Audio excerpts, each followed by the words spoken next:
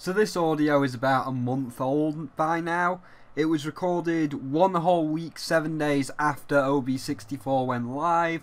I've obviously just been doing other stuff, what with Christmas reviews and things, as well as catching a bit of the lurgy. So I will interject and add some post-commentary as and when needed, but a lot of what I say in this video hasn't changed at all, even 1 month later. Hello everybody, so this is once again kind of post-commentary. I will just be talking over visuals I will put on screen that I have taken from before, and I'll throw some generic Paladins gameplay over the top. So welcome back to the final open beta 64 video before the actual main video that I do, which will probably be sometime near the new year because I've got to finish all the other reviews first.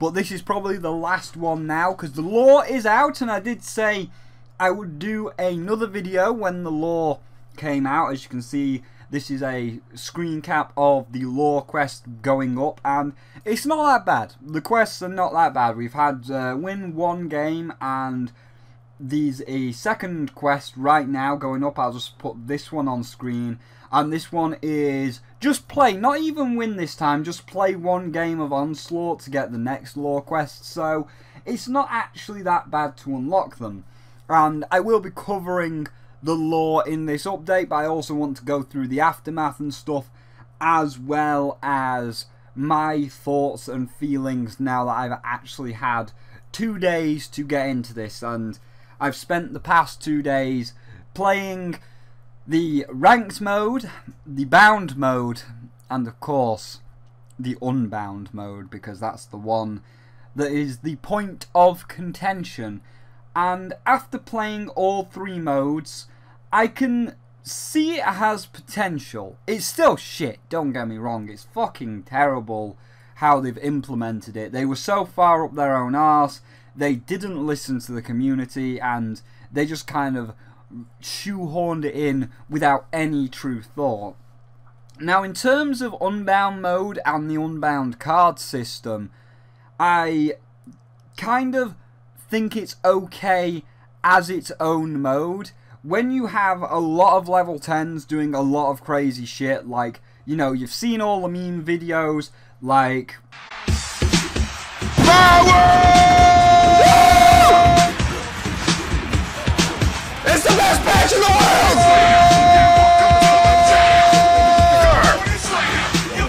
It's the best patch in the world! Why am I still crippled?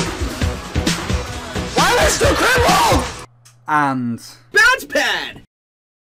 Bounce pad! Bounce pad! ooh, and this is a good one. Oh yeah. Rolling around at the speed of sound. Got places to go, gotta follow my rainbow. Can't stick around, have to keep moving on. Guess what lies ahead? Only one way to find out. And maybe a bit of that.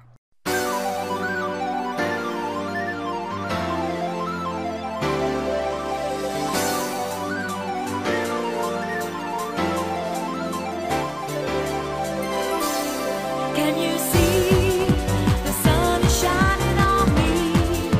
It makes me feel so free, so alive. It makes me want to survive.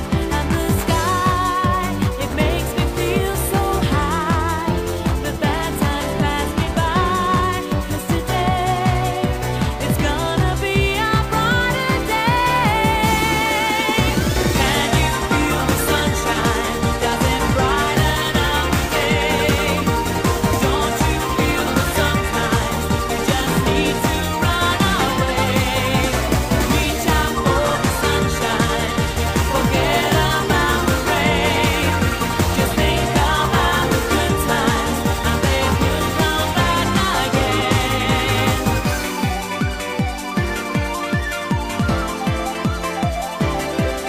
Yeah, you've seen all them, right? And they're quite funny, you know, it's been memed, it's been quite funny, And it's kind of like an Overwatch Mayhem mode. You know what? You know Mayhem mode in Overwatch, where you get 50% more damage, your ult recharges 75% faster, you've got 100% more health. It's just crazy shit all the time. And I like me some Mayhem mode. Mayhem mode is fun to jump into every once in a while. And after playing a bit of Unbound mode is kind of fun to jump into every once in a while. But, and this is now where it starts to go shit, like Mayhem mode, it's draining to play over and over again. Like, you might want to play Mayhem mode with your friends for 5-6 matches maybe, like, ha! Wow, look! Oh shit, everything's crazy! Oh dude, he's got his ultimate again! Crazy times!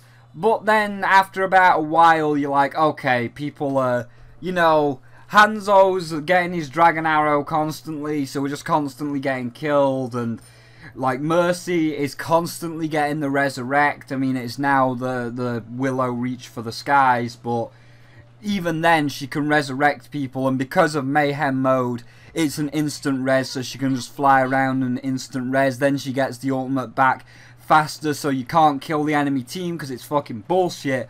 And that's where you start to get annoyed at Mayhem mode, because it's like, for fuck's sake, Mercy, I like Mayhem mode, but the Mercy on the opponent's team, she's just constantly getting her ult and she's just constantly rezzing anybody, and we can't cap the point because that fucking Mercy just keeps getting her ult so fast, and you get annoyed at Mayhem mode. And Unbound is the same. To jump into Unbound mode, it's kind of fun for a while. It's kind of fun to dive in and be like, haha, wow, everything's crazy. We have all those meme videos that I just showed you. And then you start to play people that are like, okay, well now it's starting to get bullshit, because we've got something like Lex, who can pretty much just right click you and you're dead in one hit.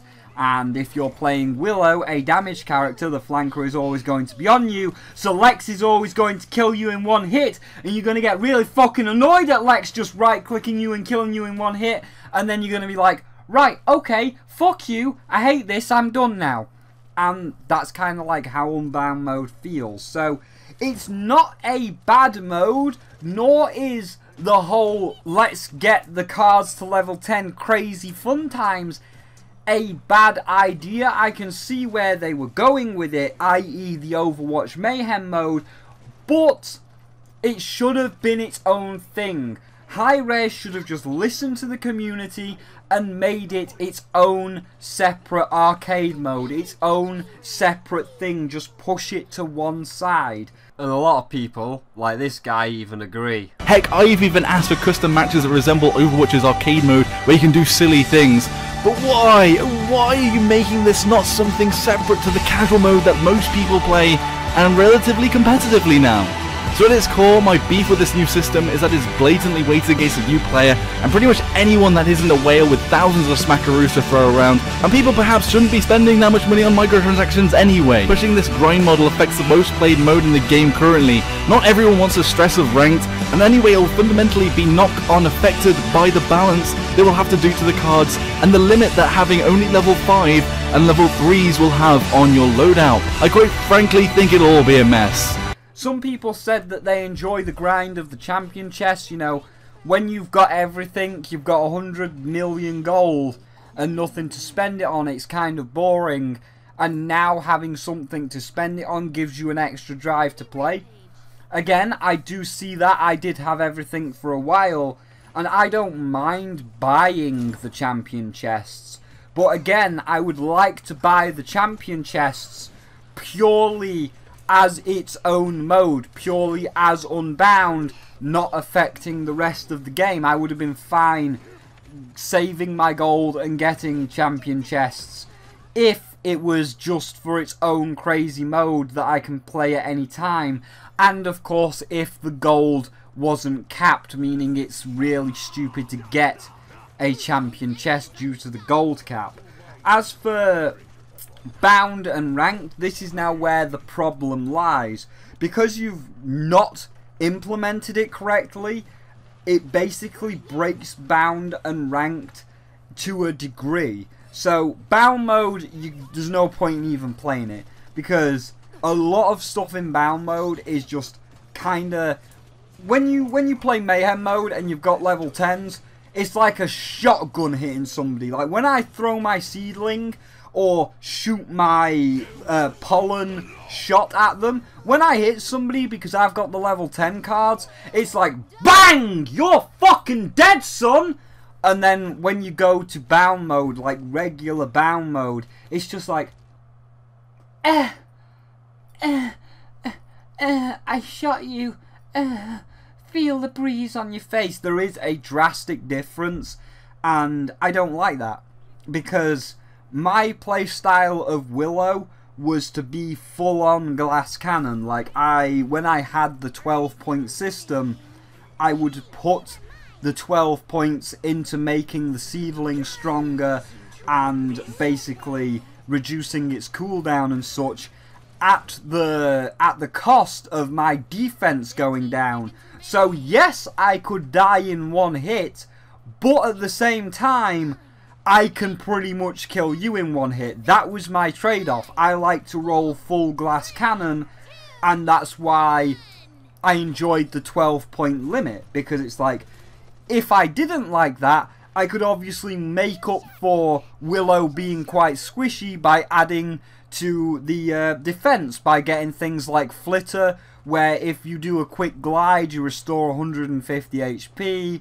or healing seedling, so every seedling that blows up and hits somebody, you get 100 HP back. So if I didn't like the glass cannon route, I could go the healing route to heal myself so I'm not as squishy, of course at the cost of my damage. And that was why the 12-point system was so great, because it allowed you to play to your strengths and weaknesses. So everybody has a different strength and weakness, so everybody could make a hero, everybody could make a Willow based on their own personal preferences.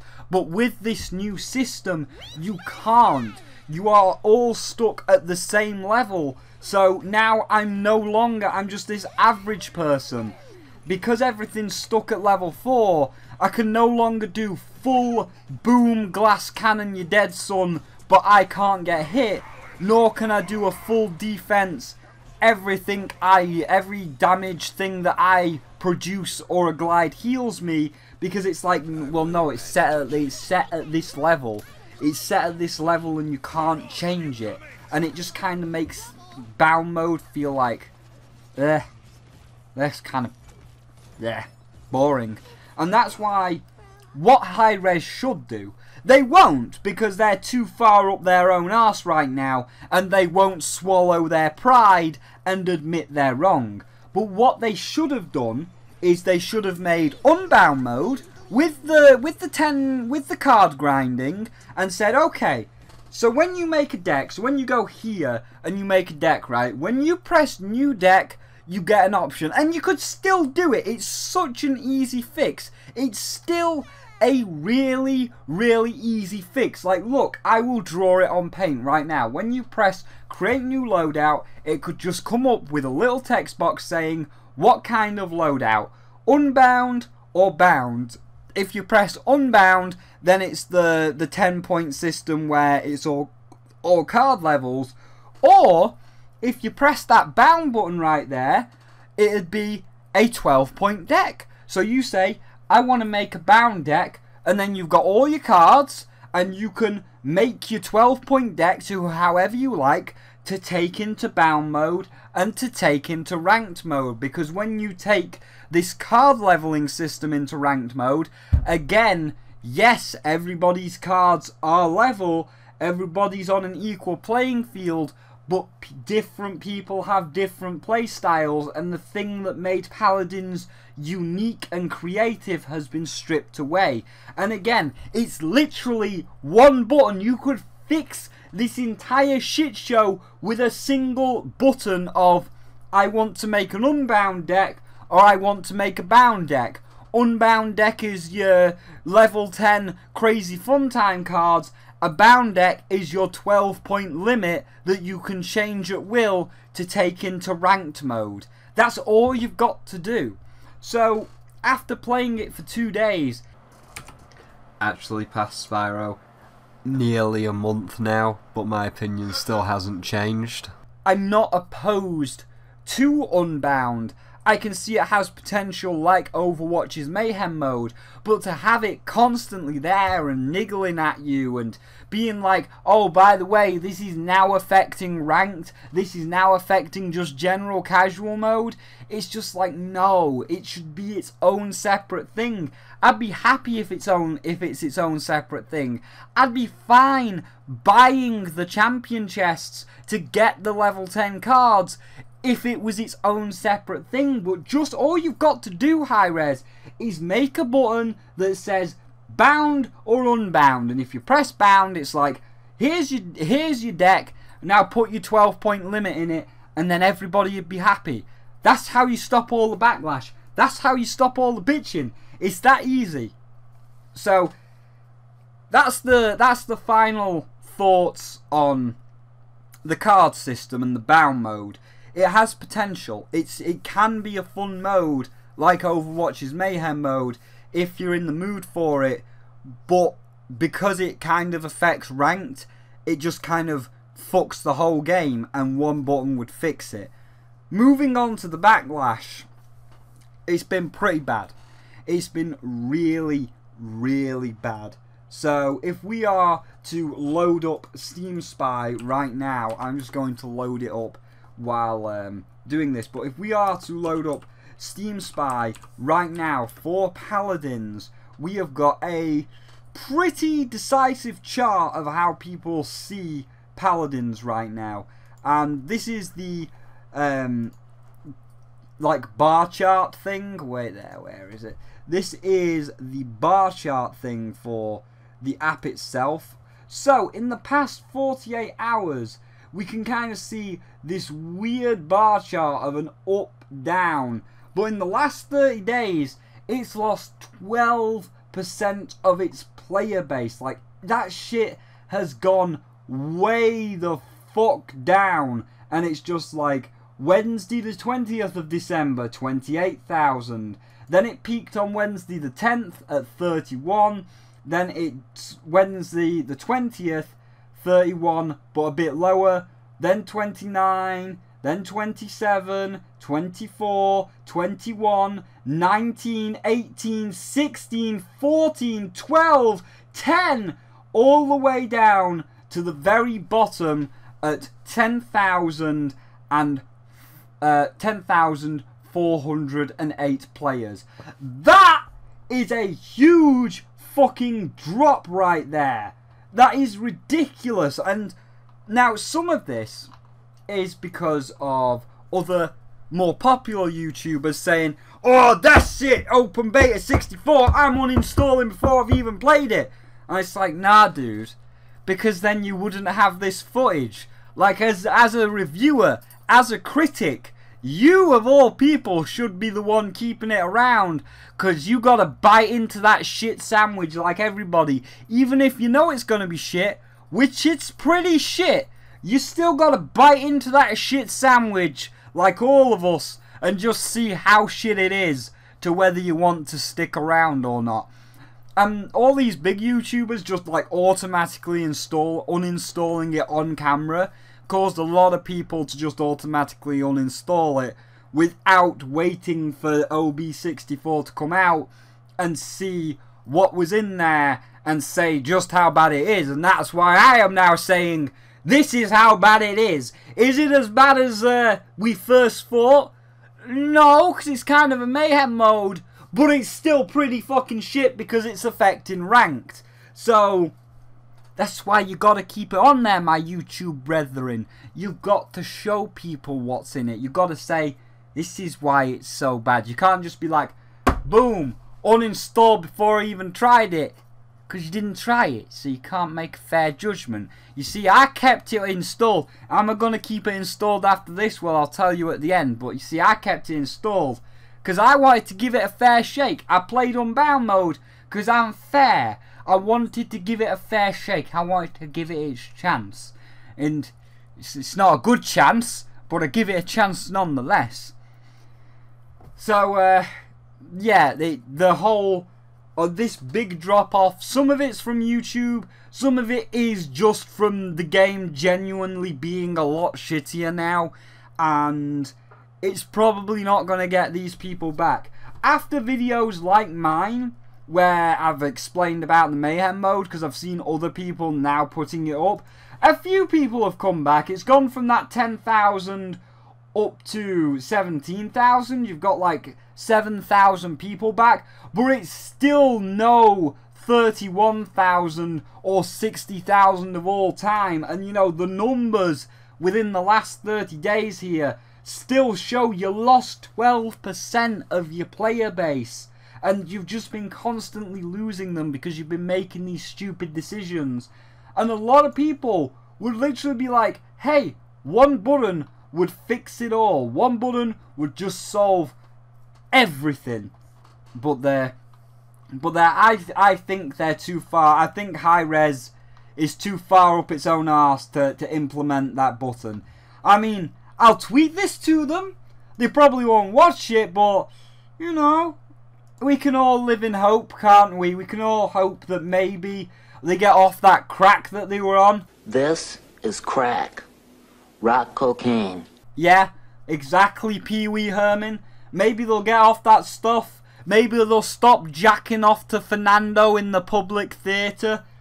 And maybe they'll fix it, but I highly doubt it. I highly doubt they'll just have an an Unbound mode and a 12-point system. Because it's not like the Unbound mode and the 12-point system could coexist in the same game in harmony. That'd be ludicrous, wouldn't it? But anyway, moving on to the last thing, which I'm sure is the thing everybody wants to know about, which is the lore. And the lore is pretty shit. The lore is pretty fucking garbage. So as stated at the beginning, I did get the lore quest. The lore quests are pretty easy to do. Now, the lore was randomized, so I am now going to show you Pastebin, because different people got different bits of lore. As you can see from this screen here, it just says unlock a piece of lore, but you don't know which piece of lore you're going to get, and different people got different pieces of lore. And obviously having 17,000 people and only 33 characters, well, obviously by probability all 33 characters were going to be gotten on the day. So this is Pastebin, where someone got all of the lore and pasted it all into one big text document. And some of them are okay, some of them are clearly just rushed out for the purposes of, oh look, everybody hates Open Beta 64, everybody hates Open Beta 64, but hey, there's lore, right? You like lore? And a couple of people were like, yeah, we do like lore. You gonna stop bitching? No, but, you know, we're not gonna bitch at you as much because of the lore. Then the lore came out and it's like, you fucking what, mate? You fucking what? Like, going off Pastebin. I was expecting this! Look at this! I was expecting an Overwatch bio, like paragraphs upon paragraphs detailing fucking everything. And then it's like, oh no, it's just one paragraph. It's just one bullshit paragraph that we fucking put that shit out. It's one paragraph, you see. And as I say, some of the paragraphs aren't even that good.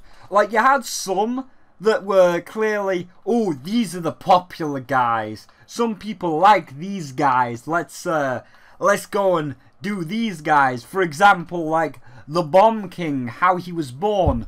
During a fortress siege long ago, a clever warlord decided that the best way to breach her enemy's defences was by creating walking bombs.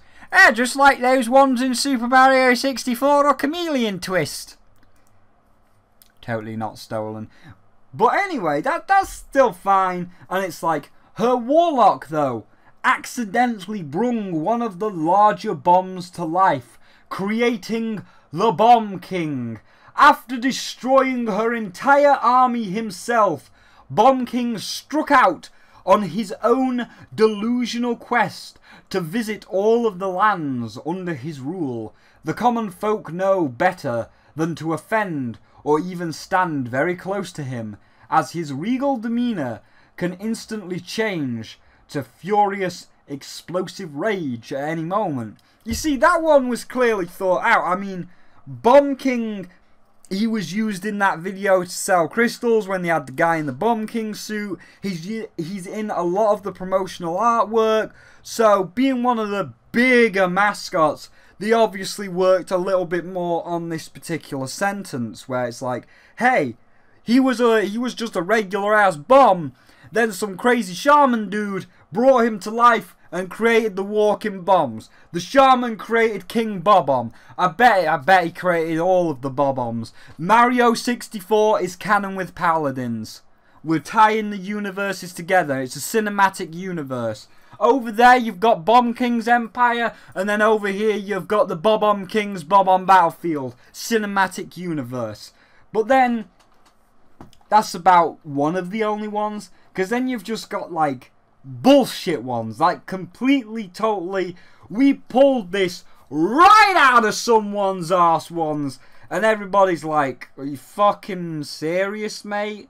You fucking serious? Like the one that I got, the first one, which you can see here, is Strix. First of all, the guy that nobody cares about, but let's read Strix and provide some feedback across Strix's bio. Having spent most of his life in the military, Strix was an invaluable member of the Sentinels. Who are the Sentinels? We don't know. Tasked with training their elite sharpshooters, he was reassigned after the unit was disbanded. Oh, was it? Sent to the front lines with the regular army as it prepared to put down the resistance. Who are the resistance? I've never heard of the resistance before. Always calm and composed. Professional, he is the master of stealth and camouflage, able to pick off high-value targets before the enemy is even aware of his presence, or that they are under attack at all. Okay, well that tells me nothing about him. Did you know that he's a sharpshooter? Did you know that he's a sniper that can kill people? And did you know that people won't know he's there because he can go into stealth? That doesn't tell me why he's dressed up like a fucking owl and hoots like an owl and acts like an owl. What's he got to do with fucking owls, dude? Why is he wearing a cloak of leaves? It answers nothing. And then, again, like, Victor, the former commander of the Sentinels. Who are the fucking Sentinels, Hi-Rez? An elite magistrate military unit. Well, okay, thanks for answering that, but who the fuck are the magistrate? Victor lives in the shadow of his former glory. He took the blame for what happened during their final mission. What was the final mission? The final mission? No? Okay. He was stripped of his rank. Why? What happened? And reassigned to the lower position by the Grand Master. His training and skill as a soldier remains unparalleled, though, along the way, with his unwavering loyalty to the magistrate, we don't know who they are, determined to regain his former standing, he pushes himself well beyond his limits in battle against the resistance. Who the fuck are the resistance? Striving to end the rebellion before it picks up any further momentum. How far in is the rebellion? How much momentum has it gained? This is not fucking lore. This is just telling us Victor was a soldier. Victor shot people. Victor, I guess, is fired now and is a lesser soldier. But don't worry, he will continue to be a soldier and shoot people. Yeah, I kind of figured that. So you've got some that are good, like 2, 3 that are good, but then most of them are just pulled right the fuck out of someone's ass and it looks like it was written by a 5-year-old. But I think my favourite, Willow, the one that, you know, we've got me dressed up as, Willow is probably the most egregious one because it's like the most contradicting motherfucker in the world. So Willow, though short-lived and even-tempered, the fairies of the Summer Court, they're not even-tempered. First of all, that's a lie, because those who cross the Summer Court fucking die. So they're not even-tempered. But anyway, the fairies wage an endless war against the encroachment of modern civilization. Modern civilization? What modern civilization? What, you mean this fishing village? This tiny ass fishing village that's in the middle of a forest? That's not right. I wouldn't really call that civilization. I'd call it like 2 fucking houses in the middle of a giant overgrown forest. So, not much civilization there. Frog Island? You mean the island covered in like lush vegetation and not touched by human hands and is in ruins? Or you're on about maybe Jaguar Falls again? Just some ruins covered by lush vegetation? Or maybe the Frozen Guard, which is just the frozen wasteland? There's no civilization. Stone Keep? One fucking castle? That's just a castle. This is not civilization at all. There's no, like, I'm not seeing a new Donk City here. There's no civilization at all. Like, the absolute, if we were being the most realistic, the absolute most civilization we've ever seen is in the Goblin Mine. You know, the quarry, whatever the fuck it's called. And even then, that's a quarry. And quarries are usually placed in canyons far away from forests. So, Willow wouldn't be anywhere near the quarry. The fairies wouldn't be anywhere near the quarry. They would be in the forests. And going by Jaguar Falls, the fucking Frog Island, the Fish Market, and even Bright Marsh, where Pip lives. Oh, look at Bright Marsh! That's covered in mushrooms and moss and vines and forest. There's no fucking civilization, dude! You made it up! You pulled it out of your ass just to satisfy the OB64 people who were pissed at you! Anyway, continuing on. Willow might only have 3 summers to her name, but her aggressive demeanour, and I thought she was a prankster. She, you know, when she dies, it's like it was just a prank, bro. I wouldn't call her aggressive, I'd call her more of a prankster, but alright, we'll continue on. But anyway, her aggressive demeanour more than makes up for her lack of experience. She charges into the fray with eagerness and tenacity that worries the precious few remaining fairies. Are they remaining? Is there few? How is there only few? Do you want to maybe give me, going back to the Overwatch page here, do you maybe want to give me a couple of paragraphs of who the Summer Court are? What the Summer Court looks like? Why are the fairies dwindling? Do you want to give me some actual fucking backstory? But at a time the Fae should be regrouping to bolster their dwindling numbers. Again, we don't know they're dwindling. Why are they dwindling? This could have been answered if you actually sat down and wrote a page full of fucking lore and not just a hand-wave sentence like, oh, they want lore. There you go. There's some lore, I guess. Willow has taken it upon herself to attack both the Magistrate and the Resistance, which we don't know who the fuck they are. So, that's the lore. That's a lot of the lore. You can obviously see the link and you can go to Paste Bin yourself. I'll even leave the Paste Bin below to let you read through them all. As I say, some of them, like Bomb King or even Drogos, which is the last one we'll do. Some like Bomb King or Drogos, where he was basically treated like a piece of shit because born wingless, a mere Wyrm under a vicious dragon. So basically, you're a piece of shit, Drogos, just because you were born wrong. Drogos escaped his servitude using a pair of crystal-fueled mechanical wings, crafted by a very clever dwarven engineer. So, basically he was a slave. That's a good piece of lore right there. So you'll get 1 or 2 good ones, which had some thought put into them, but then, like 90% of them are literally just shit that the writer pulled out of its arse. And again, like, even the good ones, like Bomb King, why did he kill, like, his creator's entire army? Who is the vicious dragon that controlled Drogos? Why did they treat Drogos as a slave? All of this could have been answered if you did this. But you were too lazy to do this. Why don't you do this rather than this? So, the lore is very half-arsed. So overall, for Open Beta 64, it's a mess. It is a huge, horrible mess. You know, the lore is half-arsed.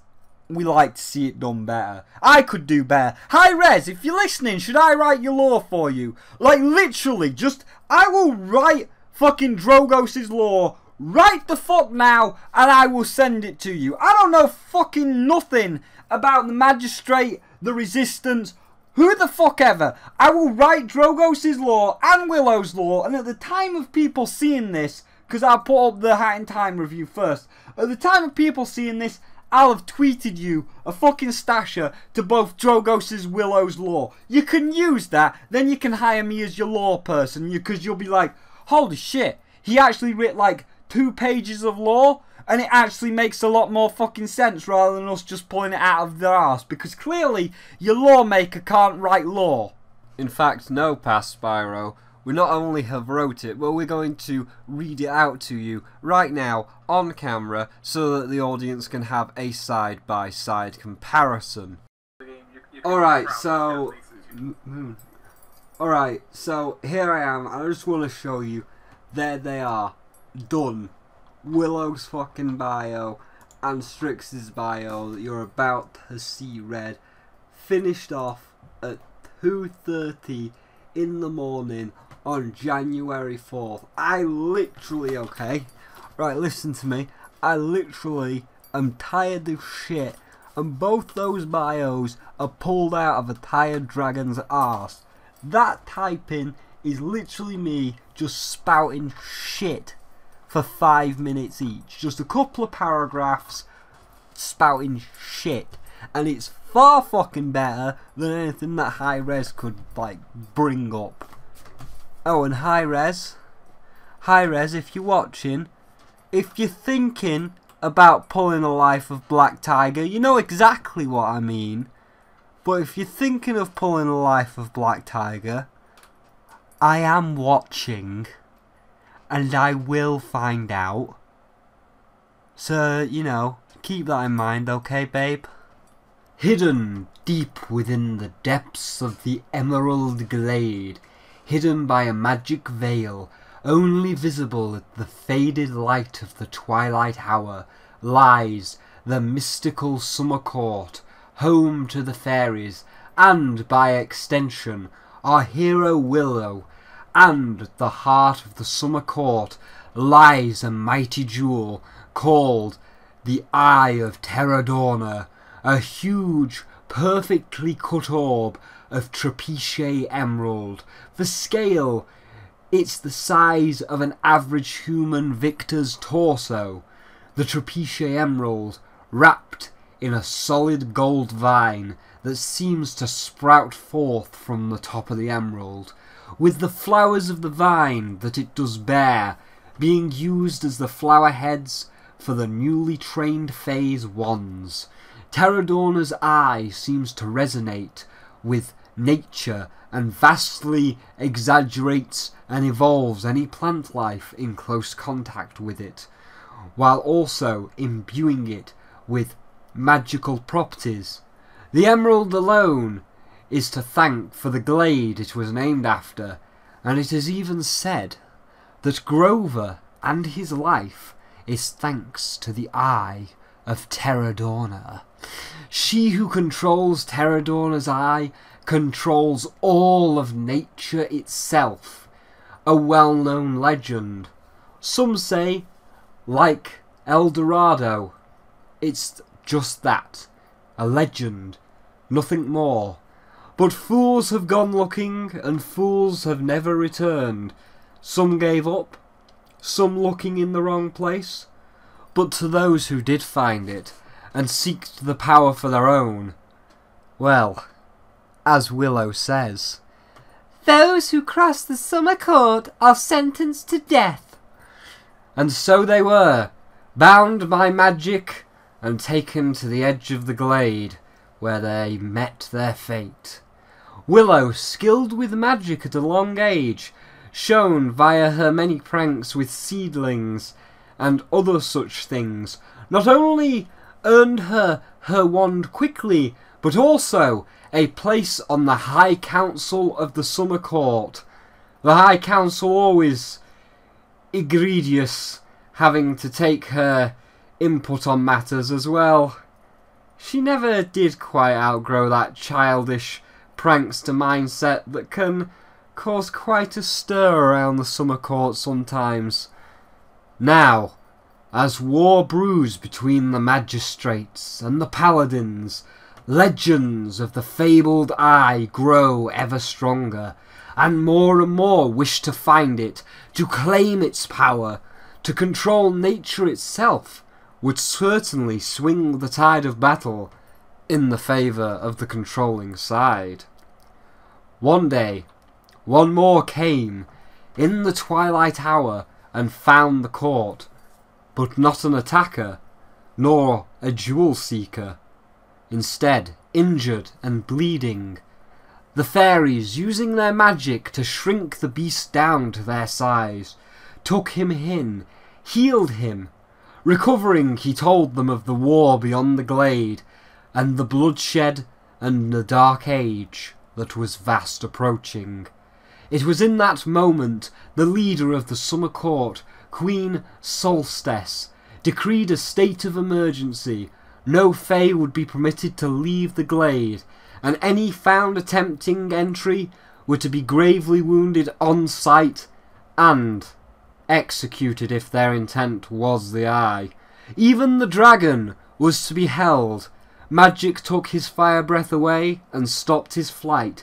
He would remain a servant to the Summer Court, not allowed to leave, in case it was all a ruse, to fly back to an enemy with the location of the jewel.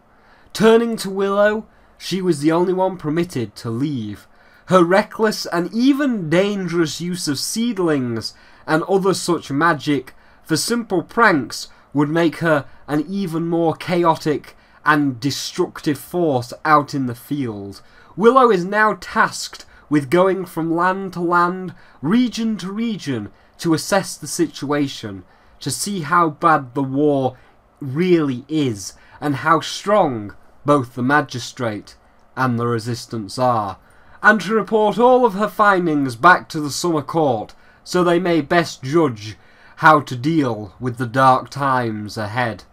To aid Willow, she was gifted the Queen's Jewel, a flawless small sesperite, an extremely rare orange gem of an age long forgotten. Some fae say even older than the Eye of Terradorna itself, the source of all magic in the realm, hence it's so coveted for weapons of both the magistrate and the paladins. With the Queen's Jewel in her outfit, magic would flow through Willow more easily, amplifying her use of magic tenfold to better help defend herself from the dangers of the war, or better help with making the suffering of others easier, be it by force, or be it just a prank, bro. You see, and all that was pulled right out of my arse at 2 in the morning when I wasn't tired, so it wasn't spell checked, and I didn't know what the fuck I was typing. I was just like, what would make the Summer Court look good? If it was a map, what would make it look good? Ooh, Twilight. You always get some nice shadows and light at Twilight. Yeah, let's set it at Twilight. No real fucking reason other than it'd probably look a lot more prettier than then. Where's it going to be set? I don't know, middle of the forest. That's a nice area for fairies, you know, changelings and all like that. They hang around in the forest. All of it pulled out my arse, and I just did a better job flushing out not only Willow, but the entire fucking world! So now we're going to do Strix. Yeah, I decided not to do Drogos. We're going to do Strix because high res can't be asked to explain why he's dressed up as an owl or why he looks like an owl. So let's fix that and show you how fucking easy it is to make him look like an owl and explain why he's dressed like an owl. After the cataclysmic failure of Operation Final Mission, or the Final Mission, of which only the highest of the high of the magistrate are now allowed to know, and is extremely classified and blacklisted to others, Strix was promoted to the leader of the stealth side of the Sentinels, which were the magistrate's most elite warriors. Claiming Victor's old position, he taught well, still keeping his fierce reputation that had got him there. With Ash leading the front lines of the Sentinels and Strix leading the stealth side, victory after victory came. The magistrate had gained a solid foothold in the most populated cities in all the realm, and that was now their new stronghold. Smaller villages and entire holds were now starting to feel the reach and power of the magistrate. Soon, with this invincible unit, the magistrate would claim victory, and like his corrupted masters, Strix felt no different. He had fought many battles, each one a victory. Like Ash, he was an unstoppable killing machine that never missed his mark and never left any survivors. But hubris, arrogance, pride, self-confidence, all these things, the bigger they are, the more it will hurt and shake the land when they are stripped from you. A new mission. The fallen castle of the Stone Keep, long abandoned and long since reclaimed by nature, but an anonymous tip that somewhere, deep within the ruins of the keep, hidden in the catacombs, maybe even buried with the old king, lay a map, or a piece of it at least. It was like many things nowadays, a mere myth, a legend, a tale of drunken warriors, joking jesters, and bards looking to sing a good but very tall tale. Long ago, when the orange crystals of power that pulse with energy, the Cesperite, was in abundance. A wizard, a scribe, a traveller, someone walked the entire realm, north to south, east to west, and all the tiny holes, nooks and crannies in between, and he made a map. And on his travels he found 9 items, 9 artifacts embodying the elements of the world: water, wind, fire, earth, light, darkness, magic, and anti-magic. And, well, no one was sure of the 9th. Something to control them all, something to destroy them all. Who knows? But find all 9, and the realm is yours eternally. Of course, the map has never been found. Not even a fragment, not even the slightest hint that it even truly exists. But if one is at the Stone Keep, or even the whole thing, it could potentially set up for an instant victory for the magistrate. Strix eagerly agreed. A successful mission would mean many things. Better pay, statues of himself, a spot in the magistrate's castle itself. The Stone Keep, he asked about the mission. Only a few bandits from the anonymous tipster, and reports from the magistrate's own scouts that were in the area. So a solo mission with ease. It was in the bag. To the Stone Keep he went. Indeed, a few bandits. 1, 2, 3, 4, 5, 6. All dead as quickly and as silently as ever. An empty keep. A prize for the taking. Could it be true? A piece of the lost map of the scribe? A racing heart, he descends into the bowels of the keep, searching the dusty books and tombs. Hours passed. Days. The castle was empty. What a waste. It was 1 AM. Time to go outside to the tent and sleep the night away and head back in the morning. Punching a wall in frustration. Wait a second. That sound. That's not the sound of a normal wall. Tapping other bricks around it. Yes, one was hollow, or at least made an echoing sound on the other side. He dislodged it. A lever, pulling it, a secret passage. Down the passage, down the stairs, along the dusty hallway. A second hidden throne room and other rooms like a bedroom attached to it. And there it was, on the throne, the skeleton of the old king, his head leaning into one hand, looking down at a book on the arm of the throne, as if reading something distressing. But the pages were too far gone, too faded, and even too old. To even attempt to move it would turn the pages to dust. But in the other hand... a fragment of paper. Could it be? It was. A printed fabric tapestry. And on it, ink, some kind of drawing, some place, some item at the centre with dots leading away and off into the ripped void. Who cares? It was real. Strix took it. But the book must have been some kind of spell book for some incantation to ward off fools or those of a weak mind or weak stature. Taking the piece, the skeleton turned its head from the book to look directly at him, shouting, "Cursed fool," before crumbling. Worthy of making a stoic, stone-nerved warrior such as himself fall backwards, but nothing more. Composing himself, he stands up and walks out of the keep. 2 AM, the longest hour he had ever had. But something was wrong. He felt slow.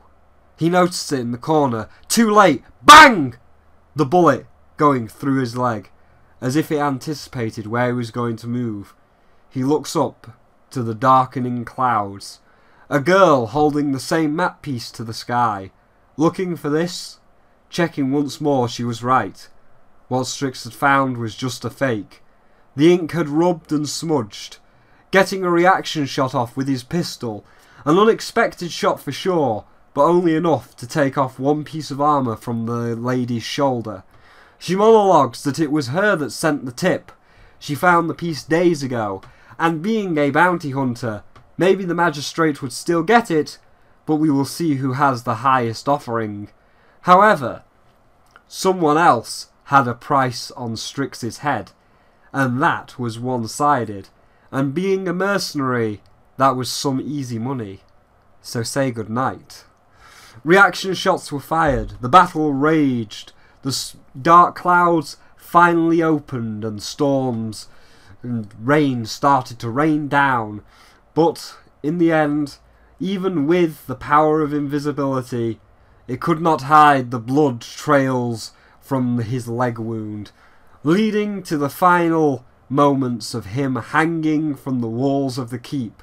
Nothing but a sheer drop below. Weaponless, he looks up to see the mercenary towering over him, laughing, putting her metal boot down on his hand, ready to drop him. Giving one last sarcastic remark before twisting her heel violently to crush his hand so he had no grip.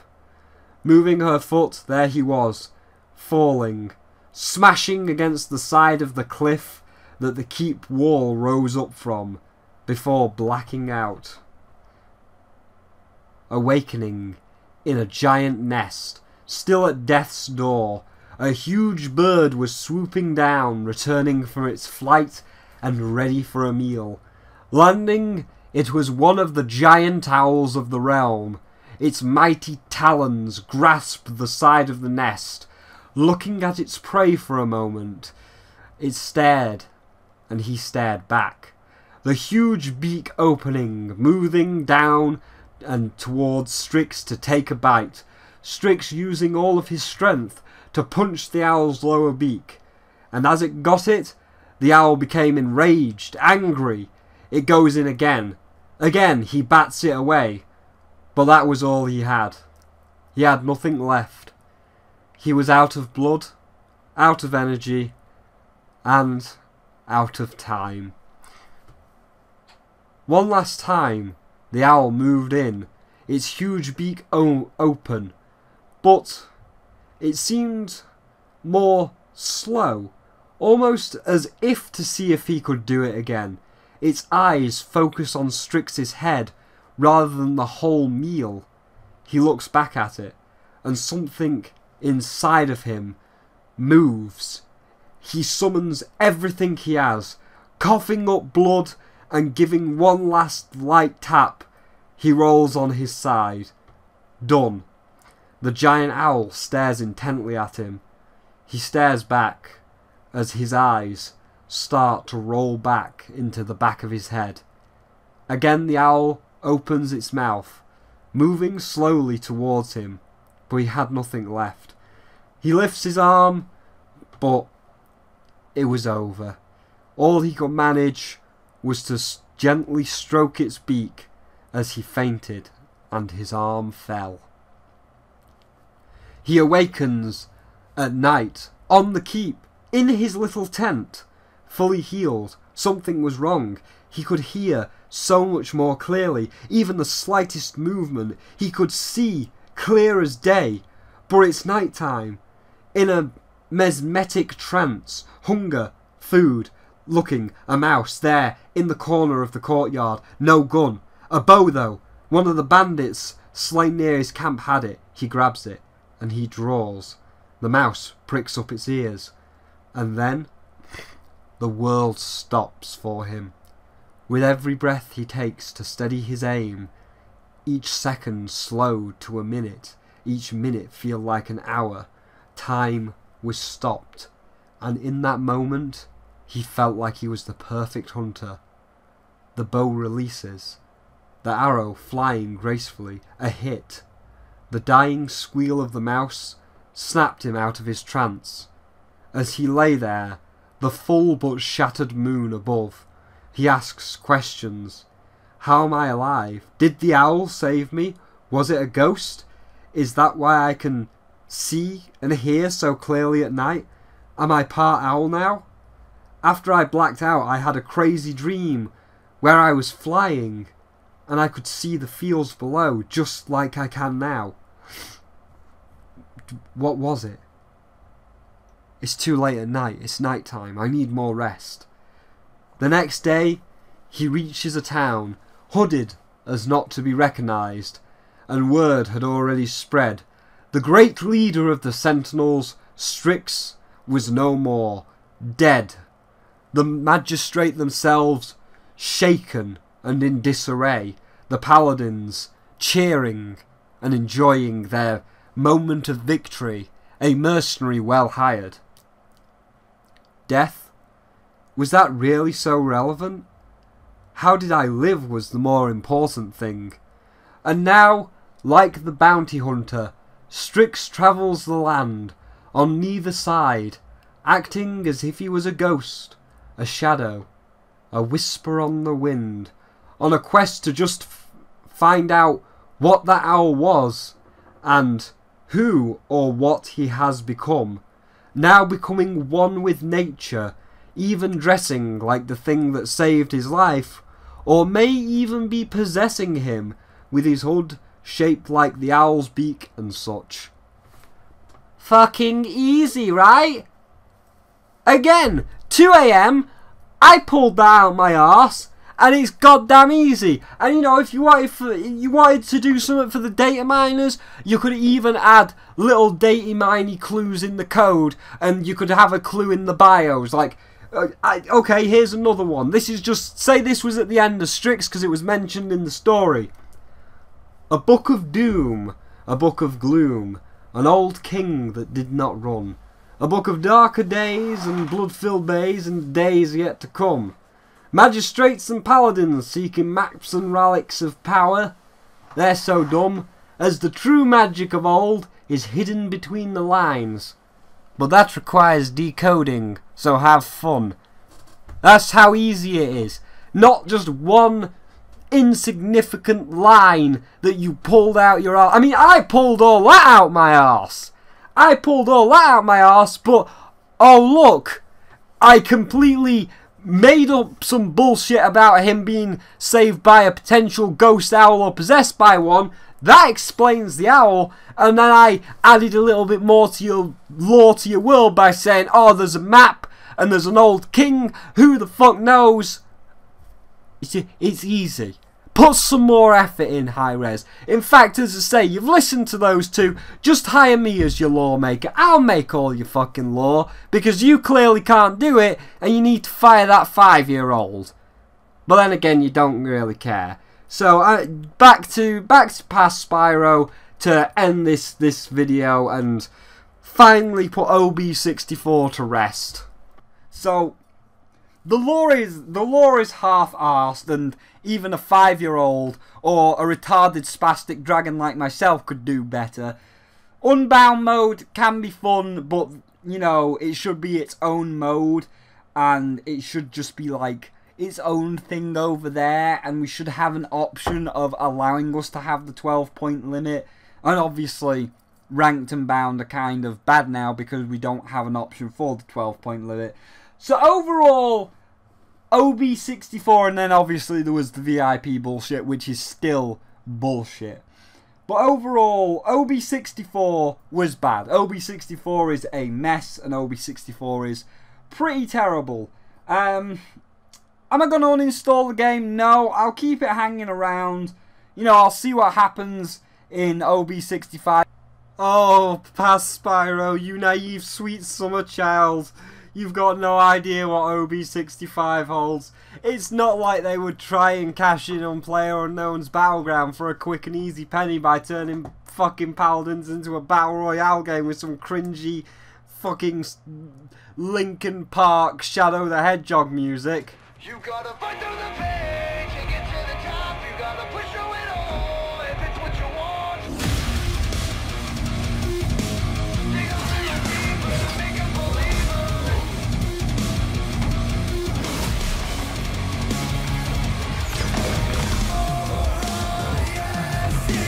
Let's light a match and ignite the shit. Oh, wait. They would do that. This video is over an hour. Maybe later. I'm going to finish the rest of my reviews and do the top 5 and bottom 5 before the end of January, but I do know about them wanting to do PlayerUnknown's Battlegrounds for a quick and easy penny and using the cringy Shadow the Hedgehog edgelord teenager music. Because if you uninstall it, then it can take like up to 2-3 hours to reinstall it, depending on how good your internet connection is, and all like that is a pain in the arse. But I certainly won't be playing it as much. Like, I'll probably pop in once a day to get my daily rewards and maybe do one competitive, because I'm at 160 wins out of 200, and it's like, you know, you're only 40 away, and you didn't know OB64 was coming, and it's like, I kind of don't want to let all that hard work go to waste. But aside from popping in once a day to, like, do one competitive match, I won't be playing match after match after match like I once did in OB63.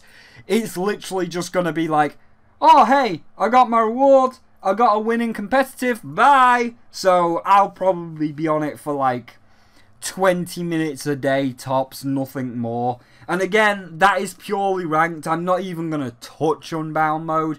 As I say, while it can be fun at some points, it's just not implemented right. It's just not implemented correctly at all.